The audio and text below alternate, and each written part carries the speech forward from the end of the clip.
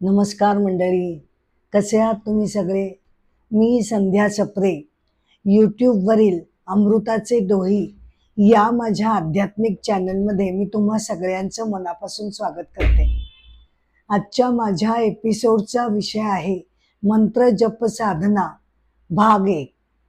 विषय आहे मंत्र जप साधना भाग 1. विषयाला सुरुवात करण्यापूर्वी मंगलाचरण म्हणून मी एपिसोडला सुरुवात करेन. श्रीमं महा गणाधिपतये नमः. कृष्णाय वासुदेवाय हरये परमात्मने प्रणतस्क्लेशनाशाय गोविंदाय नमो नमः. नमो देवे महादेव्ये शिवाये सततं नमः. नमः प्रकृते भद्राये नियतः प्रणतः स्मताम्. समचरण सरोजं सान्द्रनीलाम्बुदाभं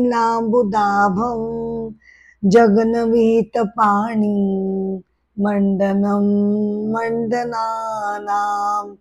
तरुण तुलसीमाला कंधरं कंजनेत्रं सदय धवलहासं विठ्ठलं चिंतयामि. मंत्र जप साधना एपिसोड 1. आपलं चंचल मन आपल्याला अगदी नको नको करून टाकतं आणि खूप भंडावून सोडत असतं आपल्याला. हजारो विचारांचा धबधबा म्हणजेच मुळी अशी मनाची व्याख्या केली जाते. कसं काय आणायचं या मनाला आपल्या कंट्रोलमध्ये? बरं, जोर जबरदस्ती केली तरी काही उपयोग होत नाही. आपल्याला माहितीये, थोड्या वेळानं म्हणजे थोडा वेळ ते शांत बसतं, पण थोड्या वेळानं परत मनाचा दंगा सुरू व्हायला लागतो. आणि म्हणूनच अध्यात्मातील भक्ती मार्गामध्ये भक्ती मार्गामध्ये मंत्र जप साधना ही सगळ्यांना करायला सांगितलेली आहे. आता मंत्र म्हणजे काय? तर मन आणि त्र असे दोन मिळून मंत्र तयार होतो. त्र म्हणजे संरक्षण करणं. मनाचं जो संरक्षण करतो तो मंत्र. आता मनाचं संरक्षण करतो म्हणजे काय? तर मन जे वेड्या वाकड्या दिशेने उलट सुलट, कधी आकाशात कधी खाली कधी इकडे कधी तिकडे असं जे धावत सुटलेलं असतं, त्याला व्यवस्थित शिस्तीमध्ये आणून त्याच्यावर शिस्त लावणं, त्याला नियमबद्ध करणं, त्याला कंट्रोलमध्ये ठेवणं, याचा अर्थ मनाचं संरक्षण केलं असं केला जातो. मंत्र म्हणजे शब्दांचा किंवा समूहांचा, शब्दांचे जे समूह असतात यांचा एका विशिष्ट पद्धतीनं केलेला उच्चार, त्याबरोबरच त्याच्यामध्ये येतो त्याचा ध्वनी आणि त्याची कंपन, हे सगळं मिळून मंत्र तयार होतो.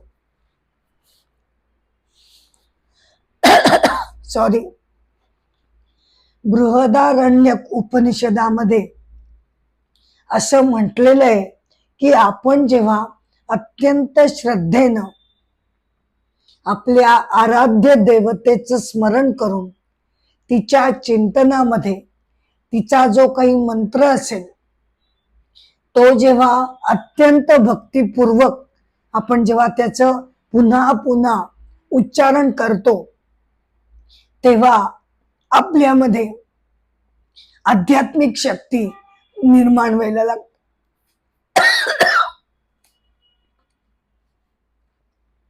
बृहदारण्यक उपनिषदामध्ये मंत्र जपाला अभ्यारोह असं सुद्धा म्हटलेलं आहे.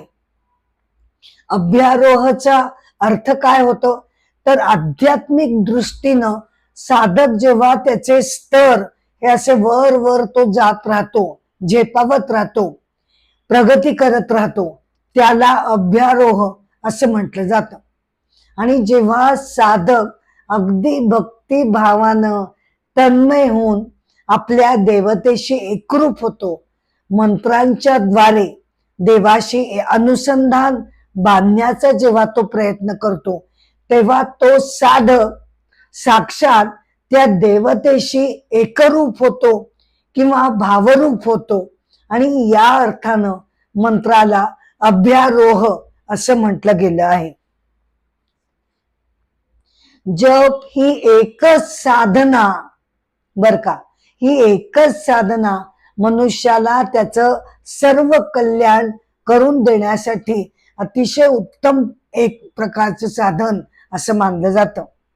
बृहदारण्यक उपनिषदामध्ये असं म्हटलंय की जप कर्त्याचं मन ज्या ज्या फलांच्या इच्छेने व्यापलेलं असेल, ती फलं त्याला त्याच्या इच्छेनुसार या मंत्र जप साधनेनं प्राप्त होऊ शकतात.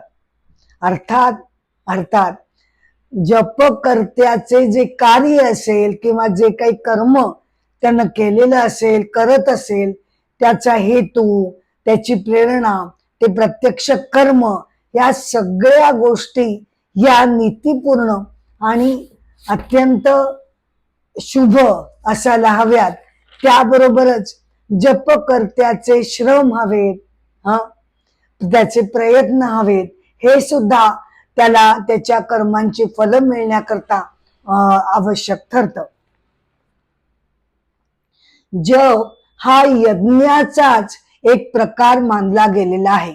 म्हणजे यज्ञाला जी श्रेष्ठता दिली गेली आहे, तीच श्रेष्ठता जर मनुष्याने मंत्र जप साधना केली तर तीच श्रेष्ठता जपाला सुद्धा मिळालेली आहे. भगवद्गीता अध्याय 4 आणि अध्याय 9 मध्ये काही यज्ञांचं जेव्हा भगवंतांनी वर्णन केलं, तेव्हा त्याचा खुलासा असा करण्यात आलेला आहे की यज्ञाची संकल्पना पहिल्यांदा जरी संकुचित असली, म्हणजे केवळ होम हवन करणं म्हणजे यज्ञ असा त्याचा निव्वळ अर्थ होत नाही. हळूहळू यज्ञाची संकल्पना व्यापक होत गेली आणि त्यामध्ये बर का, यज्ञाच्या संकल्पनेमध्ये अनेक गोष्टींचा अंतर्भाव करण्यात आला. जसं की प्राणायाम करणं, पूजा करणं, प्रार्थना करणं, मंत्र जप साधना करणं, या सगळ्या गोष्टी यांना यज्ञ म्हणून गौरवलं गेलेलं आहे. मंत्र जपामुळे आपलं चंचल मन केवळ शांतच होत नाही, तर त्याच्यामुळे आपण साक्षात ईश्वराशी जोडले जातो. मंत्र जपासाठी बऱ्याच वेळेला अनेक नियमही सांगितले जातात. आता यावरनं मला नामस्मरण किंवा नामसंकीर्तन आणि मंत्र जप याच्यामध्ये काय फरक आहे ते मला सांगावंसं वाटतं. नामस्मरण म्हणजे देवतेचं नाम मुखी घेणं. त्यासाठी साधक केव्हाही कुठेही ते नामस्मरण करू शकतो. परंतु मंत्र जप साधनेबद्दल मात्र काही नियम त्यासाठी बांधले गेलेले आहेत. मंत्र म्हणजे एका विशिष्ट समूह जो असतो शब्दांचा, त्याचा विशिष्ट प्रकारे उच्चार करणं म्हणजे मंत्र. या मंत्र जप साधनेमध्ये मनुष्याला एक प्रकारची आध्यात्मिक ऊर्जा मिळते. त्याची जी व्हायब्रेशन्स असतात त्याचा त्याला लाभ घेता येतो. नामस्मरणामध्ये काही नियम किंवा अटी घातल्या जात नाहीत, परंतु असे जरी त्यांच्यामध्ये फरक असले तरी सुद्धा अल्टिमेटली दोन्ही साधनांमुळे भक्त हा भगवंतांशी जोडला जातो आणि परमेश्वराच्या अखंड प्रेमामध्ये तो बुडून जातो.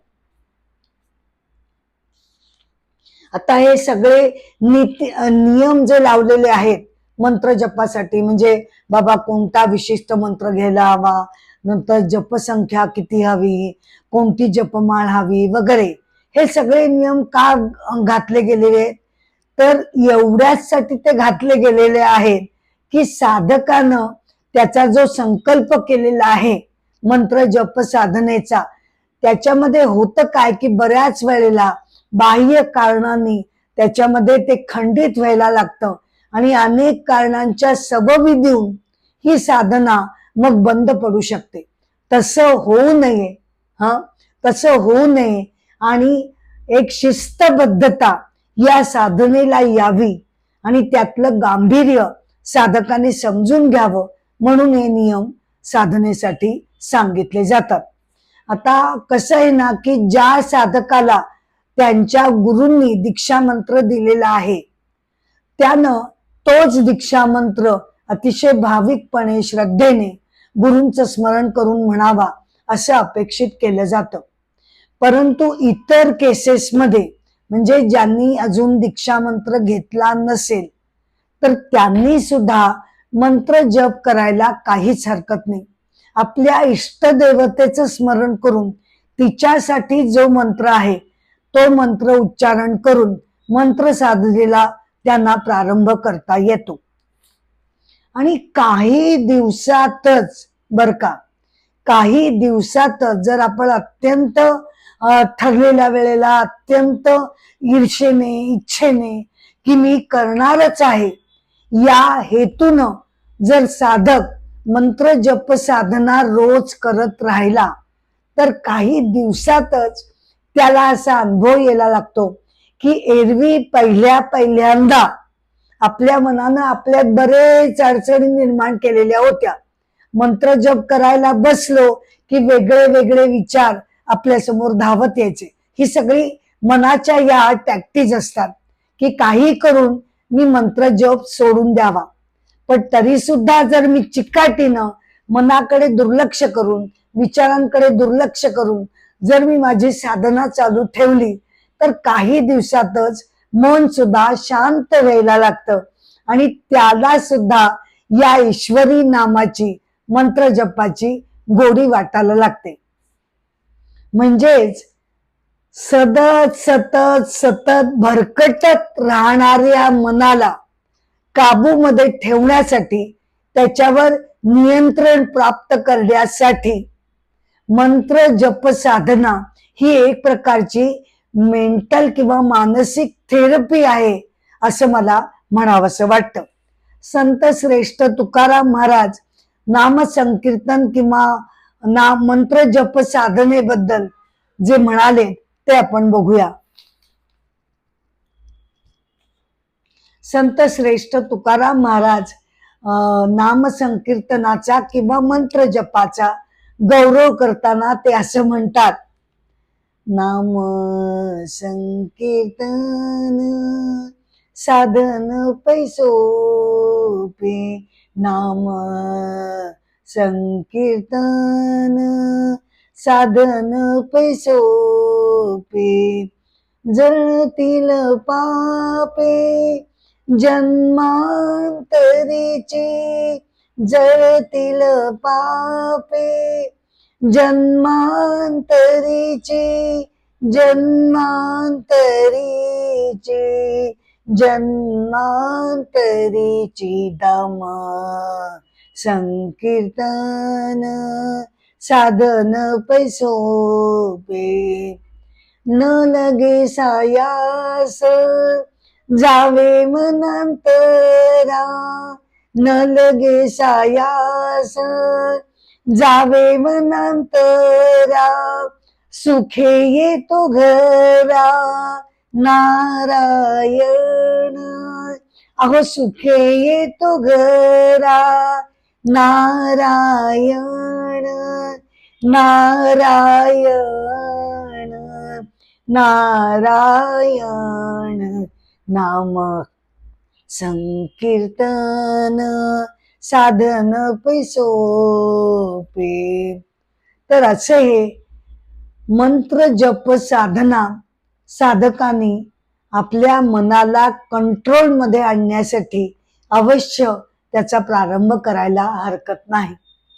मंत्र जप साधना भाग 1 मी आता इथे संपवते खरी, पण नाममंत्र जप साधनेचा भाग दुसरा मी लवकरच घेऊन आपल्या भेटीला येत आहे. तसेच अनेक विषय, अनेक विचार घेऊन मी आपल्या भेटीला येतच राहणार आहे.